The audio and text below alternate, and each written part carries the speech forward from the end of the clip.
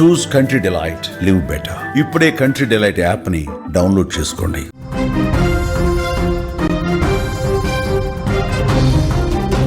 Bharat Pakistan mega final కు రంగం సిద్ధమైపోయింది. Asia cup తుది సమరం ఆదివారమే. చిరకాల ప్రత్యర్థుల మధ్య మరొకసారి క్రికెట్ యుద్ధం జరగబోతోంది. ఇప్పటికే 2 సార్లు మన చేతిలో చావు దెబ్బ తిన్నది పాకిస్తాన్. గత వివాదాలతో ఈసారి ఫైనల్ మ్యాచ్ ఇంకా ఉత్కంఠంగా మారే అవకాశం కనిపిస్తోంది. మూడోసారి కూడా పాక్కి చుక్కలు కనిపించబోతున్నాయి. భారత్ ధాటికి పాక్ కొద్దిగంటే కొంచెం కూడా పోటీ ఇవ్వలేని సిచ్యువేషన్లో పాకిస్తాన్ ఉంది. క్రికెట్ అభిమానులు ఎప్పుడెప్పుడా అని ఎదురు చూస్తున్న ఆసియా కప్ 2025 తుది సమయం ఆసన్నమైపోయింది. చిరకాల ప్రత్యర్థులు భారత్ పాకిస్తాన్ జట్లు ఫైనల్లో తలపడుతున్నాయి. సెప్టెంబర్ 28వ తేదీన ఆదివారం రోజు దుబాయ్ వేదికగా జరగబోతున్నటువంటి ఈ మ్యాచ్ కేవలం క్రికెట్ పోరు మాత్రమే కాదు, 2 దేశాల అభిమానుల ఆత్మగౌరవానికి సంబంధించిన ఒక మహాయుద్ధంగా మారబోతుంది అనటంలో ఏమాత్రం డౌట్ లేదు. ఆసియా కప్ తుది ఘట్టానికి ప్రస్తుతం చేరుకున్నటువంటి సమయంలో దుబాయ్ ఇంటర్నేషనల్ స్టేడియం వేదికగా ఫైనల్ మ్యాచ్లో క్రికెట్ ఫ్యాన్స్ అందరూ కోరుకున్నట్టుగా భారత్ పాకిస్తాన్ తలపడబోతున్నాయి.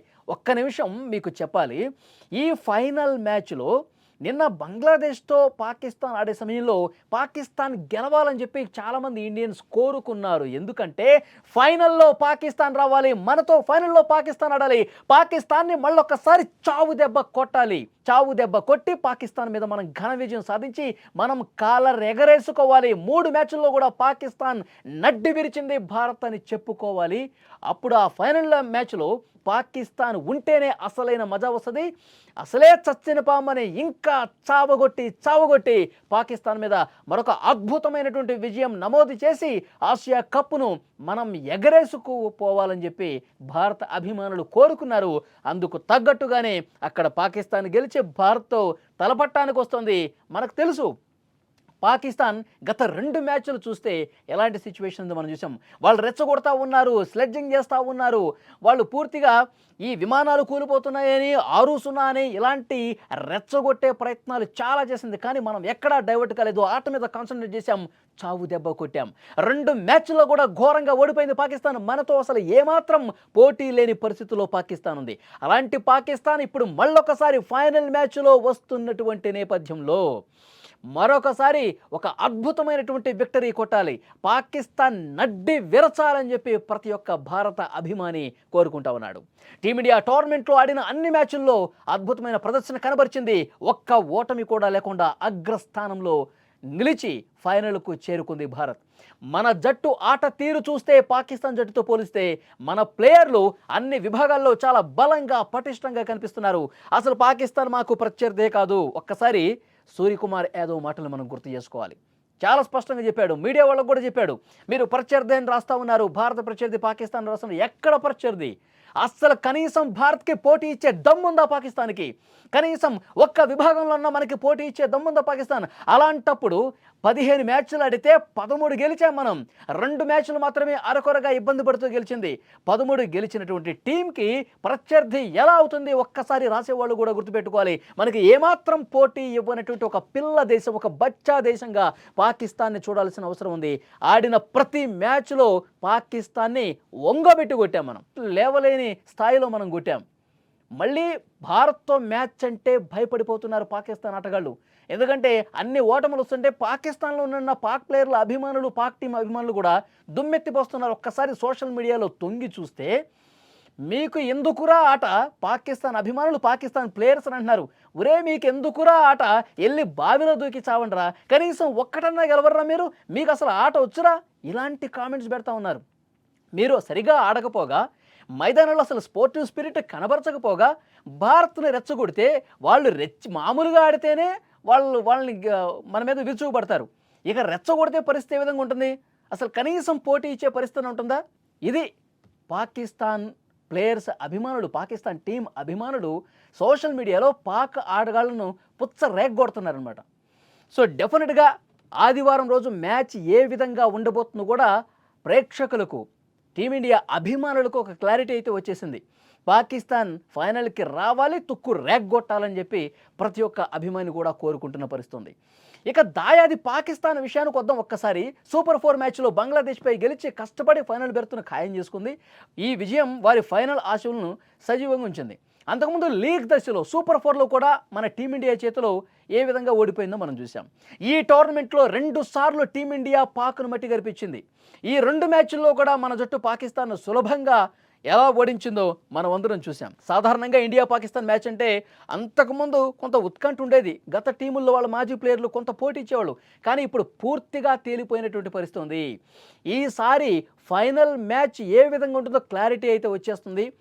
ఈ 2 దేశాలు ఆడుతున్న నేపథ్యంలో ఉత్సాహం రెట్టింపైంది అభిమానులు.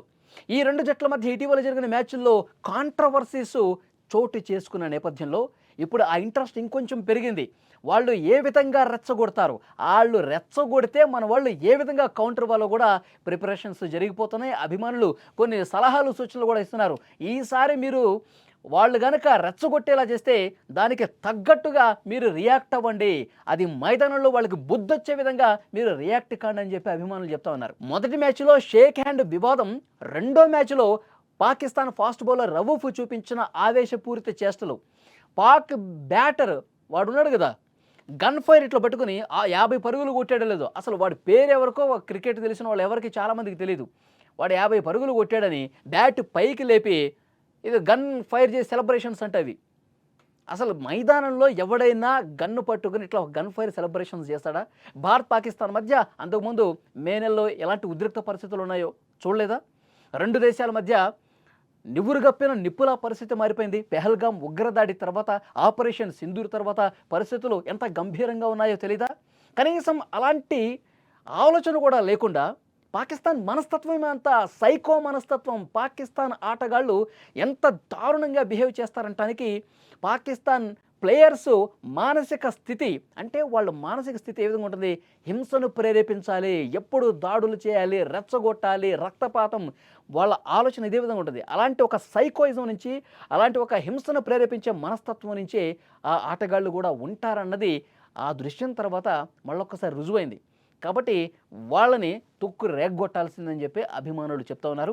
ఈసారి అలాంటి సంకేతాలను చూపిస్తే ఫైర్ సెలబ్రేషన్స్ కావచ్చు, లేకపోతే ఈ విధంగా 6, 0 ఇలాంటివి కావచ్చు, రెచ్చగొట్టేలా మాట్లాడటం కావచ్చు, టీమిండియా ఆటగాళ్ళ మీదకి దూసుకురావటం కావచ్చు, ఇలాంటివి చేస్తే మీరు గమ్మునుండొద్దు, మీరు అదే మైదానంలో వాళ్ళకి తగిన బుద్ధి చెప్పే విధంగా మీరు కూడా చాలా స్పష్టంగా సంకేతాలు పంపించండి అని మన అభిమానులు చెప్తున్నారు. కానీ మన సంస్కృతి, మన సంప్రదాయం ఏమి నేర్పించాయి? భారత ఆటగాళ్ళు నిగ్రహంతో ఉన్నారు. వాళ్ళు ఎంత రెచ్చగొట్టినా మన కాన్సన్ట్రేషన్ డైవర్ట్ కాకూడదు, మన దృష్టి అంతా ఆట మీదే ఉండాలి, మనం గెలవాలి, భారత్ గెలుపు సాధించాలి, పాకిస్తాన్ మీద భారత్ గెలుపు అన్న హెడ్లైన్సే బయటికి రావాలి. ఇది తప్పించి భారత ఆటగాళ్ళ ఆలోచన వేరేలా లేదు. అందుకే వాళ్ళు ఎంత ఇదిగా ప్రవర్తించినా, ఎంత కోతుల్లాగా సైకోల్లాగా బిహేవ్ చేసినా మనం పట్టు కోల్పోలేదు, నిగ్రహాన్ని కోల్పోలేదు, మన ఏకాగ్రతను అసలే కోల్పోలేదు. ఆట మీద పెట్టాం కాబట్టి గత 2 మ్యాచ్లు అద్భుతమైనటువంటి విజయాలు నమోదు చేశాం. ఇప్పుడు ఫైనల్ మ్యాచ్లో కూడా అందుకు భిన్నంగా ఏం జరగదండి. పాకిస్తాన్ ఘోరంగా ఓడిపోతుంది, టీమిండియా అద్భుతమైన విజయం సాధిస్తుంది. 3వ విజయం సాధించి పాకిస్తాన్ మీద కప్పు సగర్వంగా పైకి లేపి నిలబెట్టి చూపిస్తుంది భారత్కి. ఇది జరగటం పక్కా. అభిమానులు చాలా ఈగర్గా వెయిట్ చేస్తున్నటువంటి పరిస్థితి ఉంది. మనం అందుకే బీసీసీఐ కూడా పీసీబీ మీద కంప్లైంట్ ఇచ్చింది ఐసీసీకి. పాకిస్తాన్ ఆటగాళ్లను కంట్రోల్లో పెట్టట్లేదు, పిచ్చి పిచ్చి చేష్టలు చేస్తూ ఉన్నారు, స్పోర్టివ్ స్పిరిట్గా వాళ్ళు వ్యవహరించట్లేదు, వీళ్ళ మీద చర్యలు తీసుకోవాలని చెప్పి. ఎందుకంటే పీసీబీనే రెచ్చగొట్టి విధంగా ఆటగాళ్లతో చేస్తుందని ఒక పెద్ద డౌట్ ఉంది. వాళ్ళ పాకిస్తాన్ క్రికెట్ బోర్డే ఈ విధంగా చేయిస్తుందేమో, మనం ఎలాగూ గెలవలేము, కనీసం రెచ్చగొట్టైనా వాళ్ళ ఏకాగ్రతను దెబ్బతీసైనా గెలవండ్రా అని వాళ్ళ బోర్డు ఏమన్నా వాళ్ళకి చెప్తుందా? అందుకే వాళ్ళ మీద అసలు ఆ బోర్డు ఏమన్నా రియాక్ట్ అవ్వాలి.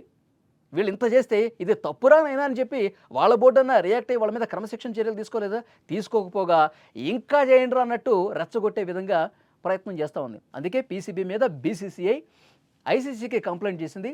లిఖితపూర్వకంగా సమాధానం ఇవ్వాలని చెప్పి కోరింది. వాళ్ళు ఇవ్వని పక్షంలో దాని మీద గట్టి చర్యలు కూడా భారత్ డిమాండ్ చేస్తున్నటువంటి పరిస్థితి ఉంది. సో చూద్దాం వీళ్ళ ప్రవర్తన నెక్స్ట్ మ్యాచ్ ఏ విధంగా ఉండబోతుంది, ఫైనల్ మ్యాచ్లో వీళ్ళు తీరు మార్చుకుంటారా, పద్ధతి మార్చుకుంటారా, లేదా ఇంకా సైకోల్ లాగానే బిహేవ్ చేస్తారా అన్నది చూడాల్సిన అవసరం కనిపిస్తుంది. అభిమానులైతే చాలా క్లియర్గా ఉన్నారు, క్లారిటీగా ఉన్నారు. భారత్ ఫైనల్లో మరొక అద్భుతమైనటువంటి విజయాన్ని నమోదు చేస్తుందని చెప్పి చాలా స్పష్టంగా ఉన్నారు. పాకిస్తాన్ ఆటగాళ్లను తుక్కు రేగ్గొట్టి ఒక అద్భుత విజయం రాబోతున్నట్లు ఏమాత్రం డౌట్ లేదు. ఇప్పటికే ఆటగాళ్ళు ప్రాక్టీస్లో నిమగ్నమైపోయి ఉన్నారు. ఫైనల్ మ్యాచ్ ఎంత రసవత్తరంగా, ఎంత ఉత్కంఠగా, పాకిస్తాన్ మీద ఎంత గొప్ప విజయం సాధించాలి. విజయం అయితే ఫిక్స్ అయిపోయింది, కానీ ఈసారి విజయం ఫైనల్ మ్యాచ్లో ఇంకా ఎంత గొప్ప విజయం సాధించాలి. పాక్ ఆటగాళ్ల మానసిక స్థితిని మనం ఏ విధంగా వాళ్ళని మళ్ళీ ఆ విధంగా చేయకుండా, మళ్ళీ మైదానంలో అలా పిచ్చి పిచ్చి బిహేవ్స్ చేయకుండా ఇంకా ఎంత గట్టిగా తిప్పికొట్టాలన్నది భారత ఆటగాళ్ళు అదే ఆలోచనతో ఉన్నారు. సో మరొక అద్భుతమైనటువంటి మ్యాచ్, రసవత్తరమైన మ్యాచ్, ఉత్కంఠభరితమైనటువంటి మ్యాచ్ ఆదివారం జరగబోతుంది. ఫ్యాన్స్ అందరూ కూడా ఈగర్గా వెయిట్ చేస్తున్న పరిస్థితి ఉంది.